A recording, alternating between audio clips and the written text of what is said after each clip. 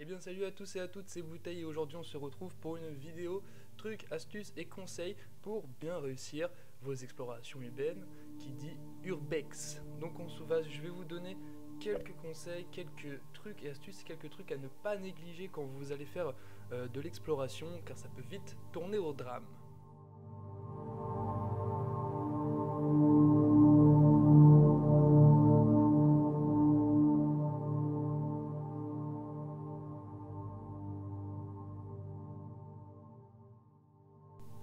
Donc déjà, je vais commencer par le commencement, ce qui me paraît plus logique, merci Sherlock. Je vous conseille tout d'abord d'avoir le bon matériel. Quand je dis matériel, lampe torche, casque, corde, et en fait tout ce qui peut vous aider en fait à progresser dans l'exploration. Petit truc en plus que je vous conseille grandement, c'est de la bouffe pour chien. Alors pourquoi de la bouffe pour chien, vous allez me dire? Eh bien c'est très simple. Quand vous allez visiter des sites abandonnés, souvent c'est gardienné. Et qui dit gardien dit souvent chien. Et qui dit chien, qui dit très affamé, qui dit très affamé, qui va tout bouffer. Donc c'est simple, moi qui a fait plusieurs explorations, conseil, avant de partir, vous allez à votre Simpli, vous allez acheter une boîte de pédigré à 5 balles. Et si jamais au long de votre exploration, vous commencez à entendre des grognements, des aboiements, petit conseil, commencez à mettre de la bouffe pour chien, mais partout dans le lieu où vous visitez. Car le chien va d'abord se diriger vers la bouffe et non vers vous, car vu que les chiens sont vachement affamés, enfin du moins les chiens gardiens, ils sont vachement affamés, donc du coup ils vont plutôt aller vers la bouffe que plutôt venir vous attaquer et vous débusquer. Autre point à aborder, c'est la prévention. Alors pourquoi la prévention? C'est il vaut mieux prévenir que guérir.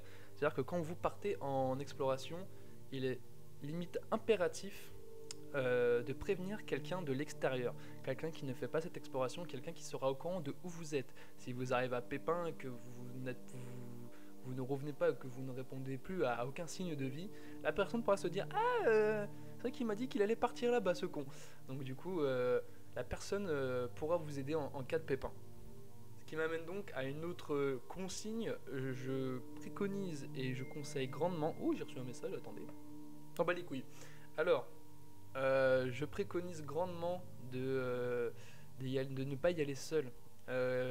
Une personne en plus ne sera jamais de trop pour que ce soit dans n'importe quoi, pour explorer ou pour si jamais vous filmez faire des plans ou même juste si jamais vous, je sais pas moi, vous tombez dans un trou, la personne pourra vous aider à vous y extirper, etc.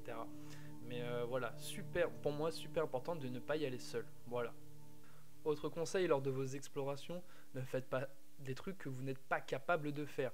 Style escalader des choses vraiment de 10 mètres de haut et vous ramasser la gueule. Ça ne sert à rien. Si vous ne vous si vous je vais pas réussir à le dire. Si vous ne vous en sentez pas capable, ne le faites pas. Que même ce soit on vous dit on va aller visiter ça et que vous ne vous sentez pas chaud, eh bien ne le faites surtout pas. Il faut avoir un maximum d'assurance lors de vos explorations car la moindre faute, le moindre faux pas peut être très très lourd en conséquence, que ce soit être fiché par la police, accident et même mort. C'est arrivé que en exploration, des jeunes sont morts par manque d'expérience et par manque d'équipement. Donc surtout très très important, si vous ne vous sentez pas chaud à faire quelque chose, surtout ne le faites pas. C'est pas grave. Vous le ferez plus tard. C'est pas grave. Autre point important, n'y allez pas pour filmer. Si vous débutez dans la discipline, allez-y pour regarder, pour admirer le paysage et pour vous concentrer sur vos faits et gestes. Si vous y allez dans l'unique but de filmer, vous êtes niqué. Du moins si vous commencez. Vous allez vous focus sur je vais faire ça, je vais filmer ça, je vais faire ça, comme ça va être trop bien. Et vous allez avoir donc des manques d'attention ou d'inattention plutôt. Et vous allez vous faire complètement niquer. Voilà, niquer, tout simplement. Quand vous débutez aussi exploration urbaine, je vous conseille, mais vraiment et vivement, de faire ça 2 jours. Donc 2 jours, ça pourrait peut-être paraître un peu plus compliqué, car 2 jours, il y a quand même pas mal de gardiens où vous êtes moins discret, vu que le jour est présent, la lumière est forte, mais de nuit, sachez que c'est complètement la merde aussi, voire pire. Oh Toto. Pourquoi? Eh bien parce que vous avez donc une faible visibilité, Et faible visibilité dit du coup, vous pouvez tomber dans des trous, vous pouvez mettre des mains sur des choses pas propres, etc. D'ailleurs, je ne l'ai pas précisé aussi, mais ça fait partie des équipements. Mettez des gants, mettez des lampes torches, etc. Ça me paraît normal. Même 2 jours. Si vous visitez des espèces de caves abandonnées, 2 jours, une lampe torche vous sera toujours utile. Point important, chargez vos putains de téléphones et ne les utilisez surtout pas.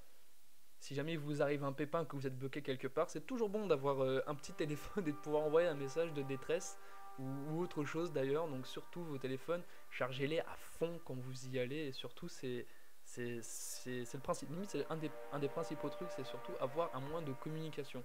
Que ce soit si vous partez avec quelqu'un et que vous vous séparez en deux, d'ailleurs très mauvaise idée, mais si vous le faites, si vous avez des talkies ou je sais pas quoi, surtout c'est important. Chargez bien vos matériels à fond, que ce soit dans les lampes, que ce soit dans les batteries, que ce soit les téléphones, c'est hyper important, faites-le, c'est très important. Et un des conseils les plus importants que je peux vous donner aussi, c'est prenez du plaisir. Vraiment prenez du plaisir à visiter des choses complètement insolites et what the fuck. Prenez du plaisir à vous balader dans des endroits où des milliers de gens se sont baladés anciennement. Moi qui ai visité des sanatoriums, des hôpitaux, etc., je peux vous assurer que c'est un kiff, mais de ouf, de se dire qu'on a marché à des endroits où plein de gens ont marché, notamment au sanatorium que j'ai visité, le sanatorium d'Incourt, où je me suis dit qu'il y a même des déportés d'Auschwitz qui s'y sont déplacés autrefois. Franchement, c'est un kiff. Surtout, régalez-vous quand vous faites des explorations urbaines. Et le truc vraiment à savoir, je crois que ce sera aussi la fin de cette vidéo sur ça, le truc très important à savoir, c'est que l'exploration urbaine, donc l'urbex, c'est illégal. Si jamais vous vous faites choper, si jamais vous vous faites prendre par le gardien, même par la police, vous êtes fiché. Vous êtes complètement fiché avec, pour la plupart, et des fois, des amendes. Donc il faut savoir quand même que c'est illégal et c'est dangereux. Mais surtout illégal. Si jamais vous vous faites ficher, vous avez un casier judiciaire. Si vous avez plus de 18 ans, vous avez un casier judiciaire à vie. Si vous avez moins de 18 ans, vous faites ça à 16 ans, votre casier judiciaire sera blanchi à 18 ans, on est d'accord. Mais après 18 ans, c'est à vie. Donc surtout, faites très attention quand vous faites ça. Si vous vous faites ficher, ça peut être lourd de conséquences, que ce soit au niveau travail, que ce soit dans plein de domaines. Donc si jamais vous faites ça, prenez bien conscience que l'exploration urbaine, c'est interdit et c'est illégal. D'ailleurs, pour éviter pas trop de pépins au niveau judiciaire, si jamais vous devez rentrer dans un bâtiment, ne rentrez surtout pas par effraction. Quand je dis par effraction, c'est il n'y a pas moyen d'entrer, vous voyez une vitre, on va péter la vitre pour rentrer. Surtout pas. Parce que si vous vous faites après choper par le gardien ou même par les flics, ils vont quand même regarder ce que vous avez fait, s'il y a des caméras de surveillance ou même si jamais ils regardent après un minimum le bâtiment par où vous êtes passé, s'ils voient une fenêtre pétée, vous êtes encore plus niqué parce que ça s'appelle rentrer par effraction dans un domaine privé. Donc surtout ne rentrez pas par effraction. Donc voilà, c'était la fin de la vidéo sur mes conseils. C'est pas des trucs et astuces, c'est plus des conseils en exploration urbaine. C'est une liste non exhaustive, c'est comment moi je procède. J'ai pas fait un détail des équipements, etc.